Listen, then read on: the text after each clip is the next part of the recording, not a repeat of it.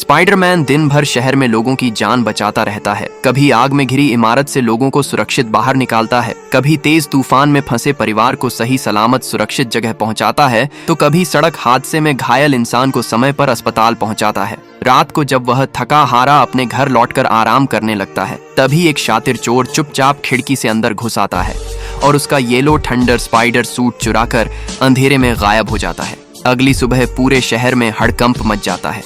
लोग देखते हैं कि येलो थंडर सूट पहना हुआ कोई शख्स गाड़ियों के शीशे तोड़ रहा है और इमारतों पर जबरदस्त बिजली के धमाके कर रहा है। सबको लगने लगता है कि स्पाइडरमैन अब बदल चुका है।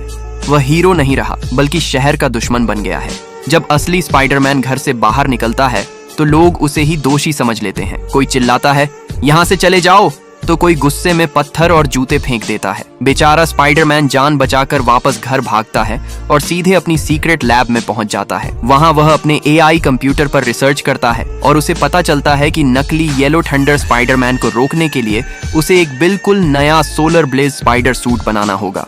दिन रात मेहनत के बाद आखिरकार वह नया सूट तैयार कर लेता है। जैसे ही वह सूट पहनता है, उसके चारों ओर सुनहरी लाल ऊर्जा घूमने लगती है और उसकी आंखें तेज चमकने लगती हैं। अब वह चोर का सामना करने के लिए शहर की ओर निकल पड़ता है। दूसरी तरफ चोर भी येलो थंडर स्पाइडर सूट पहनकर आ जाता है। शहर के बीचों बीच दोनों की जबरदस्त भिड़ंत शुरू हो जाती है। इमारतों पर झूलते वार, हवा में घूंसे और जमीन पर जोरदार धमाके होने लगते हैं। लेकिन धीरे धीरे असली स्पाइडरमैन कमजोर पड़ने लगता है, क्योंकि सोलर ब्लेज स्पाइडर सूट की ताकत लोगों के भरोसे और समर्थन से जुड़ी होती है।